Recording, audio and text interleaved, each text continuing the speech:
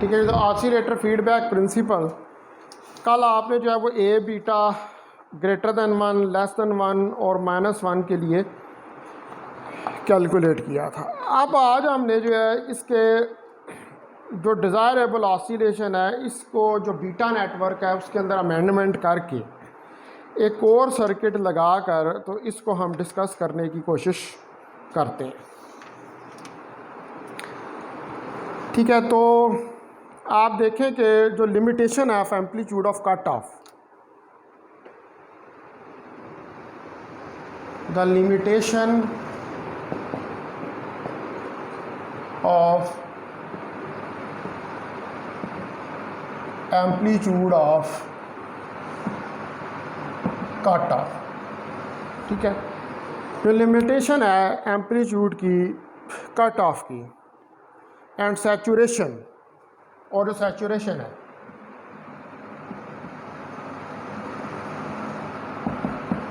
Implies, ये हमें बताती है कि जो डिस्टॉर्शन है, distortion and the resultant harmonic frequency and the resultant harmonic frequency और जो रिजल्टेंट हार्मोनिक फ्रिक्वेंसी है इस filter by the resonant circuit, इस filter by the resonant circuit, इसको आप फिल्टर कर लेते हैं रेजोनेंट सर्किट से in the place of beta network, place of beta network. यानी कहने का मतलब ये है कि जो लिमिटेशन है एम्पलीट्यूड की ऑफ कट ऑफ, कि कहाँ तक आपने उस एम्पलीट्यूड को कट ऑफ कर रहे हैं, ठीक है, और जो रिजल्टेंट हार्मोनिक फ्रिक्वेंसी है वो फिल्टर हो जाती है जब आप बीटा नेटवर्क की जगह पर जो है वो रेजोनेंट सर्किट लगा देते हैं, यानी कि कैपेसिटर और इंडक्टर का सर्किट लगा देते हैं, उसको रेजोनेंट सर्किट कहते हैं। तो अब जो सर्किट है 10 द सर्किट फॉर बेटर अनडिस्टॉर्शन, यानी कि इसके अंदर कम डिस्टॉर्शन जो है वो प्रोड्यूस हो, एम्पलीफायर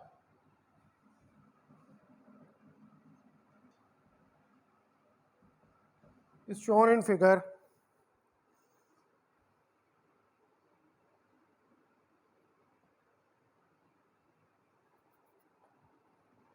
3A। इसको फिगर 3A के अंदर शो किया गया है। तो अब मैं यहाँ पर ये फिगर 3A जो है इसको ड्रा करता हूँ और फिर हम इसका ये जो नेटवर्क है इसको समझने की कोशिश करते हैं। ठीक है जी, तो पहले 3A को हम ड्रा करते हैं।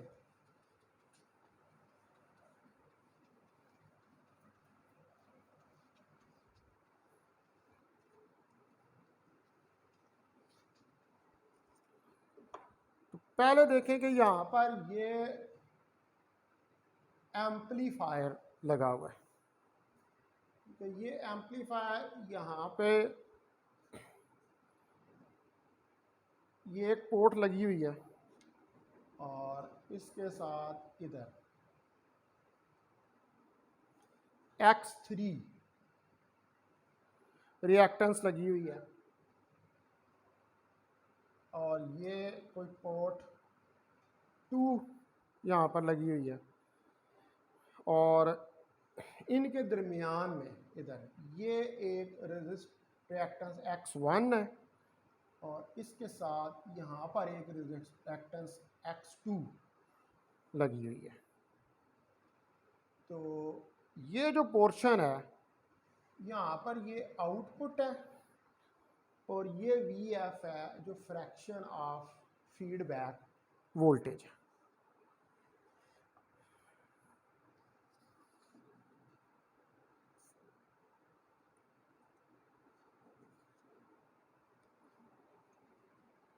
ठीक है जी, इसको कह दें आप फिगर 3A।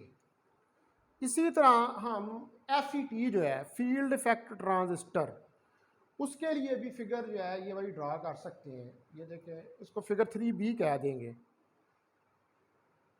ये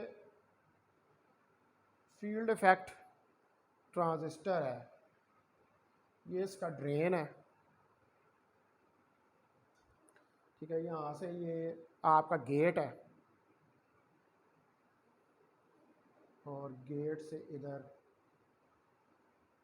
ये रेजिस्टेंस X3 यहाँ पर लगी हुई है और इसको इसके साथ मिला दें।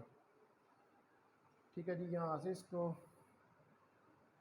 इस तरफ लेके आए तो इसके इस तरफ ये कोई X1 लगी हुई है और इस तरफ ये कोई X2 जो है वो लगी हुई है। रिएक्टेंस जो है ये आपका गेट है, ये ड्रेन है और ये सोर्स है। ठीक है, ये फिगर 3B है। ये कौन सा है? ये FET एम्पलीफायर जो है इसके अंदर आपने यूज़ किया।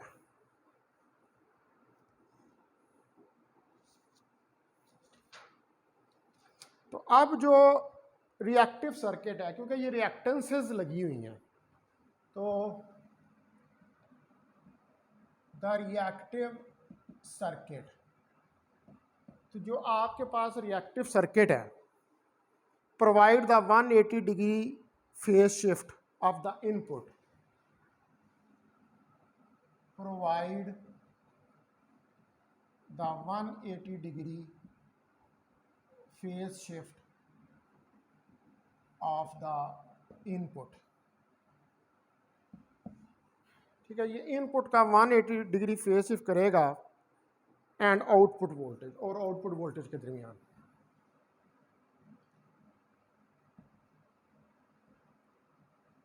यानी कि जो रेजोनेंट सर्किट है या रिएक्टिंग सर्किट आपने लगाया है यहाँ पर, इस सर्किट की वजह से जो आउटपुट पे आपको सिग्नल मिलेगा वो इनपुट के मुकाबले में 180 डिग्री आउट ऑफ फेज होगा।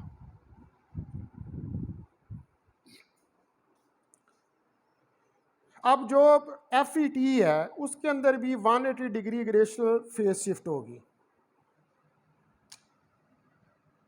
Also the FET has 180 degree additional phase shift. ठीक है जी, जो FET है उसके अंदर भी 180 डिग्री एडिशनल फेज शिफ्ट होगी, विच इज रिक्वायर्ड, जो रिक्वायर्ड है आपको second condition for the oscillation के लिए, which required the second condition of oscillation.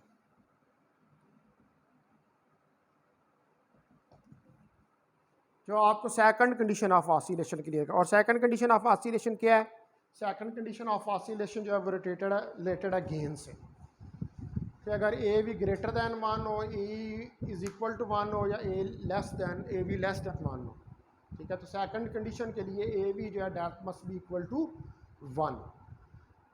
तो FET के अंदर 180 डिग्री जो है वो फेज शिफ्ट इंट्रोड्यूस करवाई जाती है ताकि आपकी जो कंडीशन है सेकंड कंडीशन ऑसिलेशन की वो पूरी हो सके। अब हम एक और सर्किट ड्रा करते हैं, यानी कि इस सर्किट का इक्विवेलेंट सर्किट जो है वो ड्रा करते हैं।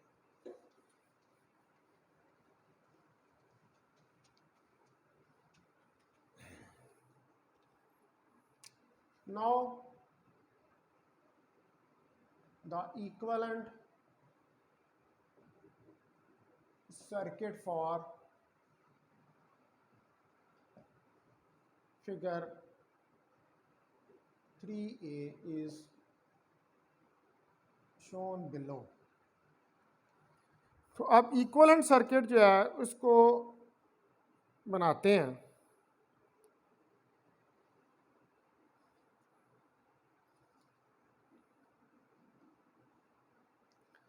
तो इक्वलेंट सर्किट देखें कि ये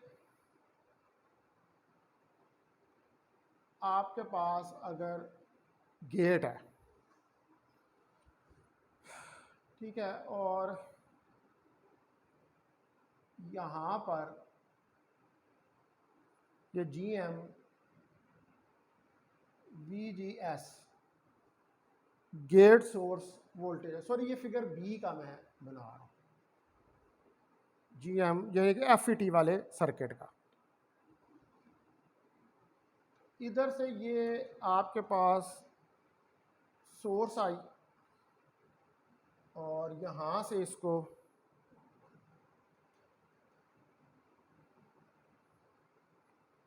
इधर से यहाँ पर ये X2 रिएक्टेंस लगी हुई है। इस X2 रिएक्टेंस को इसके साथ मिला दें और इधर आगे जो है यहाँ पर ये X3 रिएक्टेंस लगी हुई है और इसके साथ इधर X1 रिएक्टेंस जो है वो लगी हुई है और इसको इसके साथ मिला दें।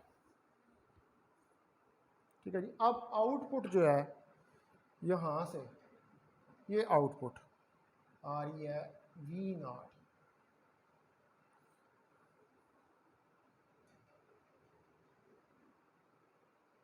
ये आउटपुट इधर आ रही है। ये जो गेट है आपका जहाँ से आप इनपुट जो है उसको दे रहे हैं।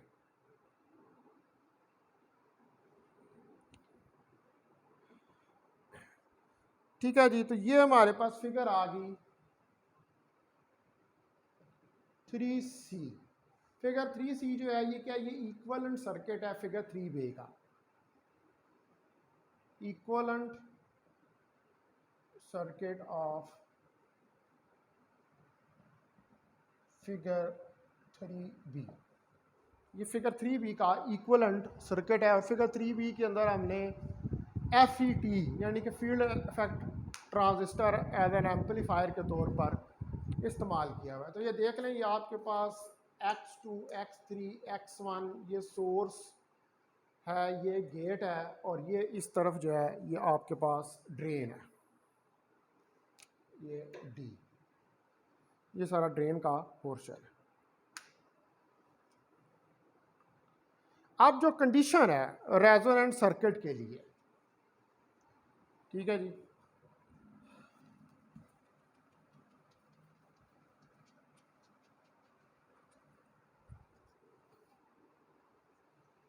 अब इस सर्किट से नो फ्रॉम सर्किट 3C, अब ये जो सर्किट है फिगर 3C का, इससे the condition for the resonant circuit is the condition for the resonant circuit is, तो जो कंडीशन है रेजोनेंट सर्किट के लिए वो क्या होगी, X1 plus X2 plus X3 that is equal to 0। इसको इक्वेशन नंबर 1 कह रहे हैं।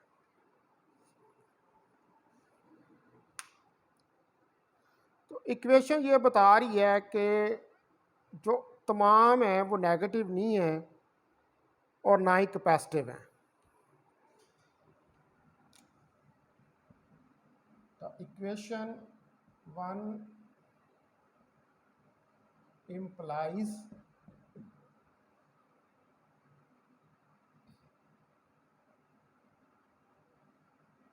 that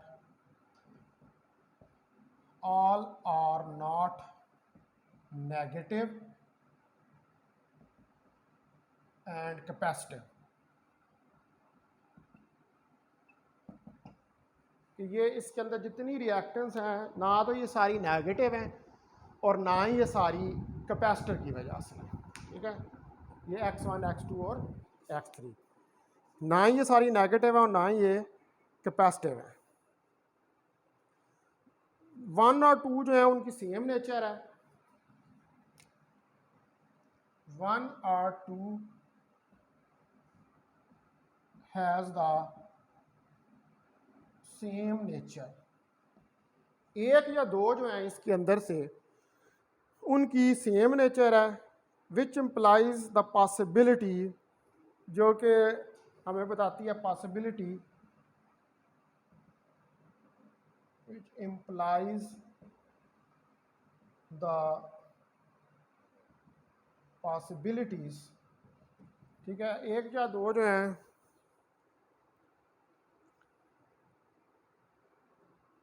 वो सेम नेचर की हैं और थर्ड जो है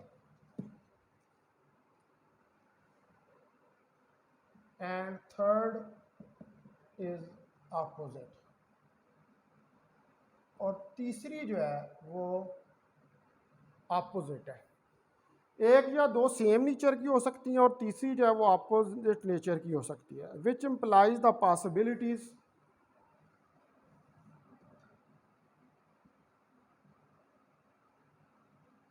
which implies the possibilities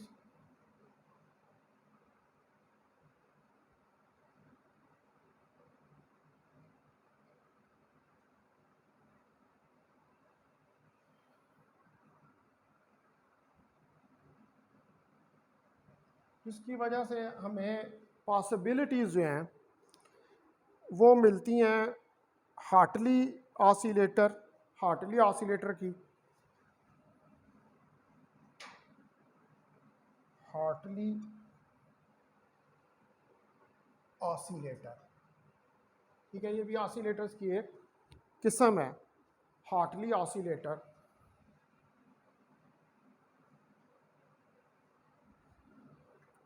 ठीक है, हार्टली ऑसिलेटर जो है इसके अंदर दो इंडक्टर होते हैं, इन विच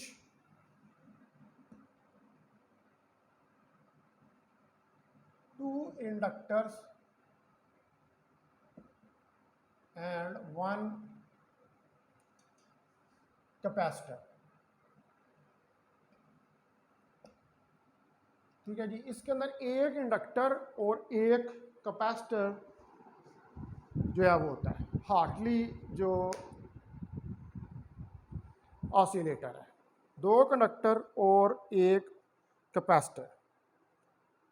और दूसरे एक और होते हैं जिनको हम कहते हैं कॉलपिट्स ऑसिलेटर, जिसके अंदर दो कैपेसिटर और एक इंडक्टर होता है।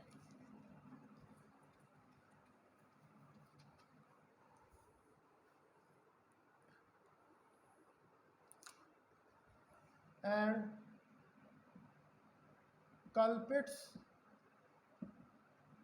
ऑसिलेटर्स, और जो कल्पिट्स ऑसिलेटर्स हैं which required two capacitor, which required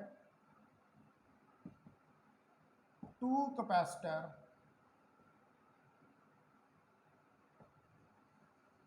and one inductor, ठीक है जी। एक तो हार्टली ऑसिलेटर होते हैं जिनमें दो इंडक्टर एक कैपेसिटर होता है, और दूसरे होते हैं कल्पिट्स ऑसिलेटर जिनमें दो कैपेसिटर और एक इंडक्टर होता है।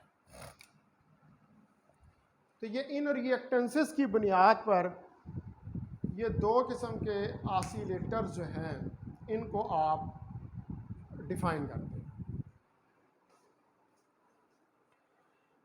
अब जो वोल्टेज गेन है एफ का from the voltage gain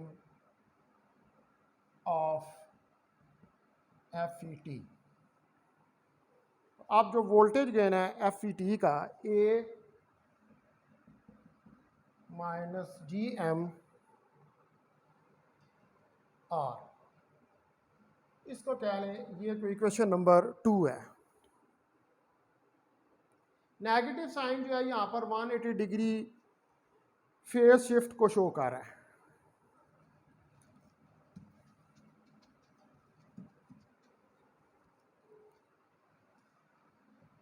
negative sign is for phase shift of 180 degree. Negative sign जो है वो फेज शिफ्ट ऑफ 180 डिग्री को रिप्रेजेंट कर रहा है, और आर जो है is the resonant resistance of x2 parallel with x1 and x3, and R is the resistance, और आर जो है ये रेजिस्टेंस है, is resistance of resonance, resonance की। ठीक है जी, ये रेजोनेंस की रेजिस्टेंस है ऑफ x2 की, parallel to x1 plus x3, और ये पैरेलल है, ये x2 पैरेलल है इस x1 और x3 के।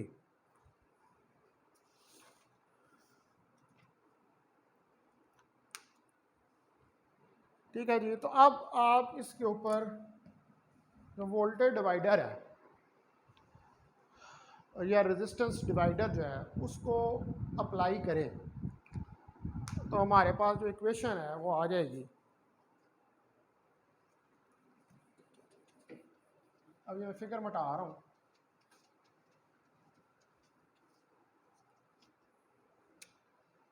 R is equal to x2 into x1 plus x3 divided by x2 plus x1 plus x3। अब इसके अंदर इक्वेशन 2 को यूज़ करें, यूज़ इक्वेशन 2। तो इक्वेशन 2 जो है ये जो है ये हमारे पास ये आर की वैल्यू वहाँ पे पुट कर दें, माइनस जी M x2 x1 plus x3 और divided by x1 plus x2 plus x3। इसको क्या देंगे इक्वेशन नंबर 3। अब जो वोल्टेज डिवाइडर रूल है, now from the voltage divider rule, अब इसके ऊपर जो है वो अगर हम वोल्टेज डिवाइडर रूल जो है उसको अप्लाई कर दें तो V F is equal to minus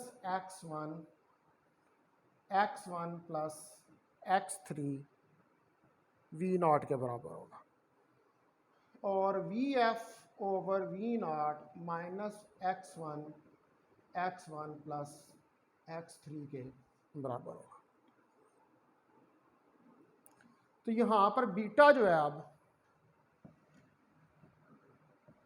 वो V F over V naught के बराबर है। तो इसका मतलब है कि बीटा जो है ये माइनस x1 प्लस x3 के बराबर है। इसको कह दें कि ये इक्वेशन नंबर 4 है।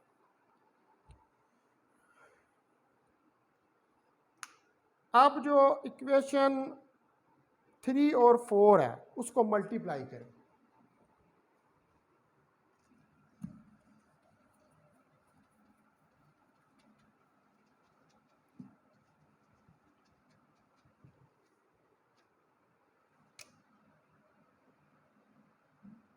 Multiply equation 3 and 4। इक्वेशन 3 और 4 जो है इसको आप मल्टीप्लाई करें तो मल्टीप्लाई करने से आपके पास आ जाएगा ए बीटा, ठीक है जी, G M x2 x1 divided by x1 plus x2 plus x3।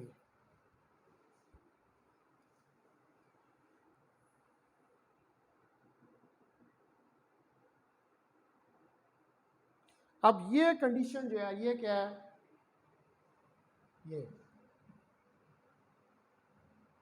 Equation number 5, it is the condition, ठीक है जी, ये हमारे पास कंडीशन है for the gain of oscillator,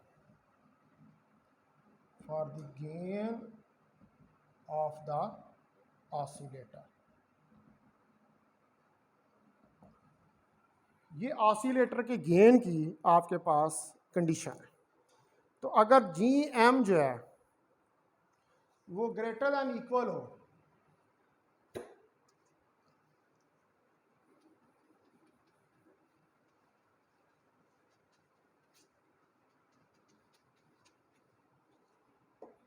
ठीक है, G M is greater than equal to x2 over x1, तो इसके नतीजे में this hold,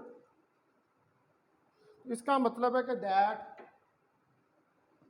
ji M must be positive. तो इसका मतलब है कि जी एम को पॉजिटिव होना चाहिए। So which show that x2 and x1 are same. इसका मतलब है which show that x2 and x1 are same. तो इसका मतलब है कि x2 और x1 जो है वो सेम है एंड x3 इज ऑफ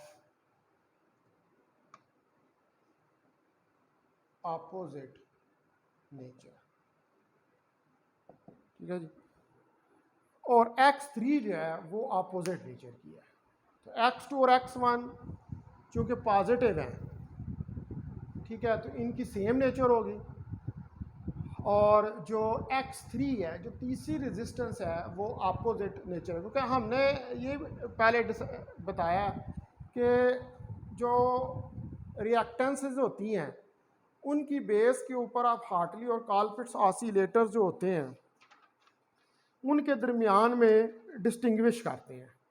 यानी कि वहाँ से हमें पता चलता है कि कौन सा हार्टली ऑसिलेटर है और कौन सा कॉलपिट्स ऑसिलेटर है, ठीक है। तो एक के अंदर मैंने आपको बताया था कि जो हार्टली ऑसिलेटर है उसके अंदर तो आपको 2 इंडक्टर और एक कैपेसिटर चाहिए होता है, लेकिन जो कॉलपिट्स ऑसिलेटर हैं उनके अंदर 2 कैपेसिटर और 1 इंडक्टर चाहिए, तो यानी कि इनकी अपोजिट नेचर है इस वाले। तो ये रिएक्टेंसेस जो हैं x1, x2 और x3 ये डिसाइड करती हैं कि अब आगे जो है वो आपके पास कौन सा ऑसिलेटर जो है वो बनेगा, यानी कि वो हार्टली ऑसिलेटर बनेगा या वो कॉलपिट ऑसिलेटर जो है वो बनेगा। ये कंडीशंस जो हैं इसकी हमने ड्राइव करके देख ली हैं और हमने ये भी देख लिया है कि जो प्रिंसिपल है ऑसिलेटर का बेसिक प्रिंसिपल तो फीडबैक है, लेकिन हम फीडबैक के नेटवर्क को जो रेजोनेंट सर्किट है उसके नेटवर्क से चेंज कर सकते हैं।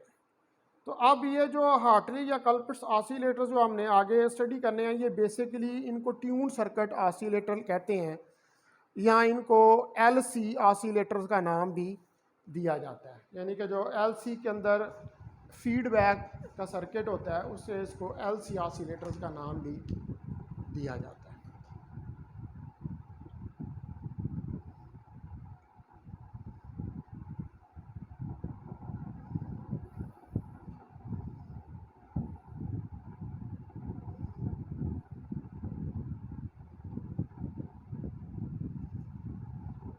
ठीक है जी, तो ये वाले जो है इसको LC ऑसिलेटर का नाम भी जो है वो दिया जाता है। अब फीडबैक इन LC ऑसिलेटर जो हैं ये फिर हम कल इसको स्टार्ट करेंगे।